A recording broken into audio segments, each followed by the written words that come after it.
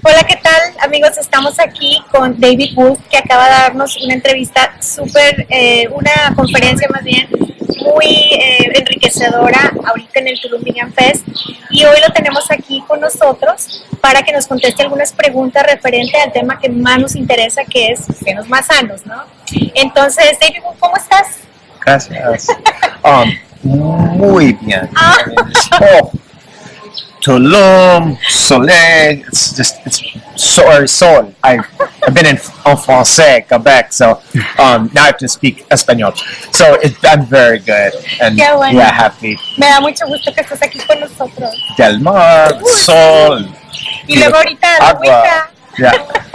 Muy padre, muy a gusto. Pues te tenemos unas preguntas para que todo nuestro público sepa un poquito más de cómo atender esta parte de los senos que nos importa mucho a nosotros. Yo como educadora, no en ese sentido, me gustaría mucho que nos platicaras qué recomendarías tú para una persona que quiere prevenir una enfermedad vamos a decir como el cáncer o cualquier otra enfermedad crónica infecciosa dentro de nuestro sistema. ¿Qué recomendarías? Okay, so first thing is we have to look at our overall toxicity in our food, water, and air. For example, the two biggest chemicals that are coming out of automobile exhaust have been connected to breast cancer. So just simply breathing in the normal things we breathe in when we're in an automobile, in traffic, is very toxic for our reproductive system. So we have to, first thing is the awareness that there's toxicity in our air, in our food, and agua. Toxic. Todo. I mean, such a wide variety of toxins. And then once we're aware, then we start going, okay, let me be proactive. And so first thing is, one of the things I recommend very strongly, it's been a big business for me actually, is getting people in their homes to have an air purifier to bring down the mold and the dust in the home is very important. Also, the chemical exposure in the home and office is very high. We tested 30 buildings, homes, offices, all 30 tested for 30 different chemicals in the air. We call them volatile organic chemicals or compounds, VOCs. Very crazy. So that got me really into, first we got to clean the air in the environment. Second, we have to get a filter on our water or we're going to become the filter. Very important. Now, the breast tissue, all the tissue of our body are tubes. They're filters. We're a giant filter, all our body. And so if our filters get clogged up with age, or if they get clogged up with toxins, then we can start to develop problems in areas where we may have a genetic weakness or where we may have an exceptional amount of trouble. For example, if we breathe in oil-soluble toxins like from exhaust, it can affect the breast and reproductive tissue. So we have to then look at, okay, we've got to filter away in the agua anything. So I worked with very famous environmental activist in America, Aaron Brockovich, very famous, and we've developed a water filtration unit that it knocks out about 1,500 different chemicals out of the water. So it's reverse osmosis, but it's the gold standard of reverse osmosis because it tells you, one of the problems with the reverse osmosis is if the system doesn't tell you if there's a problem with the filter, you could have a leak in your system and not know. So the chemicals could be coming through and the filter could be failing without notification. So we've worked through all of those problems and now we have that for reverse osmosis. Water filtration. There's many good ones out there, but reverse osmosis is the gold standard as long as it tells you that there's a problem or isn't a problem with the filtration unit or it needs to be replaced. Then the other one is food. Of course. Of course. Por supuesto, la comida. And there's so many chemicals in our food. For years I've downloaded the Environmental Protection Agency's list of chemicals that show up as residue in our food. A simple cucumber. What's cucumber in Espanol? Pepino. Pepino may have bento chemical. Bento. Like or 20. Was it 20? 20 different, at least, or more. 25. 30. Different chemical pesticides and herbicides in a simple pepino. Right? Now imagine the food that's up the chain a little bit, like, I'm thinking, what's bread? These are, 20, 30 chemicals is common.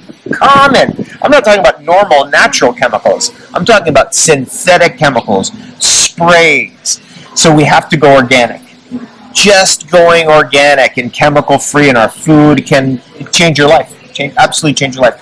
So we take the pressure off of our body that's trying to prevent, our body's always trying to prevent disease. Our body's naturally always moving us to health. But if we continue with the pressure of all the synthetic chemicals, our body can't get back to balance. And this is where we can develop a runaway chronic problem. So this is one of the things that we found with most different types of carcinogens. We have to remove them. We have to remove them because the pressure of the carcinogen is just too much today. We're born into it today. Exactamente, esa es la realidad. Y bueno, otra pregunta que te tengo es, ¿cuáles son los alimentos que tú recomendarías para prevenir o si alguien ya está enfermo o ya tiene cáncer? ¿Qué pudieras tú recomendar que se alimentaran? Okay, so first thing is we go organic, and then we've got to get our food plant-based. You've got to get on a plant-based diet because as soon as you start eating pork or carne of any, todo carne, there's so many variables, danger. And I just ask anybody, if you're concerned about it, just start looking at where the meat and the carne is coming from and how the processing occurs. Same with leche, queso. We have to go plant-based because otherwise we're dealing with too many variables of chemicals and toxins. And plus, it's just, I've been a vegetarian for 30 years. Energetically eating these carne, this toxico, it brings your whole energy down. It's very toxic to your whole energy field. Energia is just up once we get those out. So then then another thing is superfoods. So getting into the superfoods. Now that superfoods might be hemp seed, might be chia seed. These are traditional foods, like for Hispanic people, chia seed. This is what we've been eating for thousands of years. So going back really to original superfoods, cacao for fun. Everybody always wants their favorite drug, right? Might be wine or, who knows what it is for different people. But alcohol is very toxic to the breast. Alcohol is associated with breast cancer. There's a connection. Very important to look into that. If you look at alcohol consumption and its relationship to breast cancer, it's very surprising. And not even the even wine. Red wine is the best, but even then, there's still a connection. So if we're trying to prevent or if we're already diagnosed, we have to stay away from alcohol. So then we have to look for what's going to make us happy, fun release, and that's when the chocolate comes in. And then the way you do the cacao is you're going to deliver the cacao with the hierbas. We say super alimentos, hierbas, super hierbas.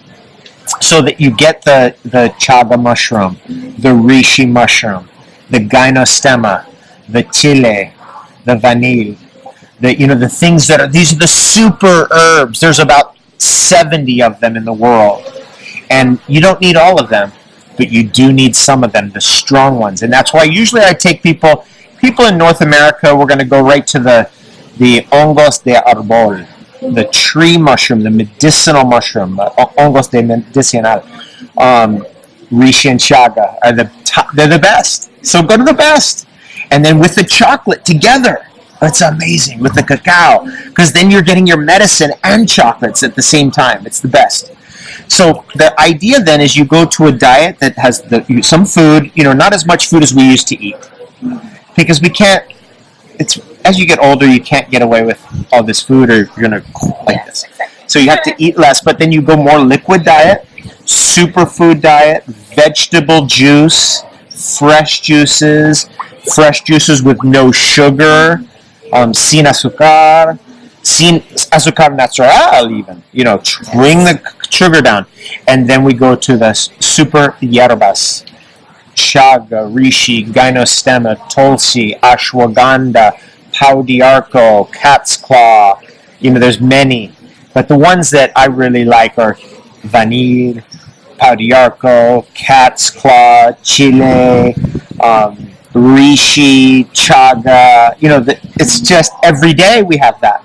So you're preventing always. And those are immune system foods. Boosters. Yeah. And even, if your immune system's too far up, let's say somebody has autoimmune, then these things bring it back down. They modulate it back down. Excelente toda la información que nos compartes. Te agradecemos muchísimo. No sé si quieras agregar algo más, algo que quieras tú compartirle a todos. ¿Qué sería? You want to give a message, a very last message? Yeah, well, one thing is very important, and that is prevention is more powerful than cure. They say in the English language, we say an ounce of prevention is worth a pound of cure.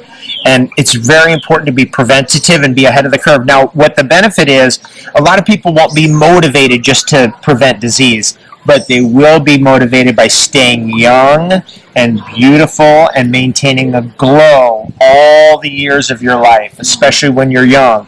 I started young. I'm almost 50 now, and I feel I'm still doing everything. I feel class. Yeah, I feel like I'm 20. And I feel like I'm 20 still. So because I took care of myself all those years, and I still do cleansing and fasting and juice fasting and taking the herbs, and every day something that's positive. And another thing I do want to mention is carbon activado. Yeah. Oh, and then super carbon 60, the carbon 60. Very, very interesting research there, because we need to detoxify better. We have so many chemicals in our environment. Everywhere you go, I go to a hotel, there's chemicals. You breathe in the chemicals in the hotel. What do? We have to help our liver. We have to help our kidneys. We have to help our intestines to detoxify. And carbon is número uno para detoxificación. And of course combined with agua, food. Yeah, and food. If you ever feel any problem, like you eat food and you feel upset stomach or something, that's a very good time to take carbon. Mm-hmm. Very good. Nice. Yeah. Very nice. Muchísimas gracias. Gracias. ¿Alguna otra pregunta, Jesús, sobre la termografía? Oh, he's a very into thermography. Yes, so can you tell our friends what your experience is in the topic of thermography? Okay, well, number one thing I do want to say is that there are forces out there that have a lot of money in other therapies and therapies that are a lot more dangerous and therapies that most people are realizing, hey, I want to do something else. And like mammographies have been implicated in actually causing breast cancer. So, I'm a fan of thermography. I'm a supporter of thermography. Recently, this week, actually, every week it's something new. The system came after me and said he believes in pseudoscience, like thermography. Every week they pick something new to attack me with. This is what we're up against, right? That they'll because they know they're losing, they have to attack you personally. So thermography was the one this week, interestingly. But I'm a fan of thermography. Non-invasive, great way to determine your breast health, great way to determine where you're at, and not causing breast cancer, whereas mammography does have some research indicating that it can actually itself cause problems with the breast. So thermography is the way to go. All right. Muchísimas gracias, por tenernos aquí. Gracias por esta entrevista, y esperemos que sea la primera de muchísimas más. ¿Ok? Te deseamos todo el éxito. Muchas gracias. Muchas gracias. Hasta pronto. Hasta. Bye.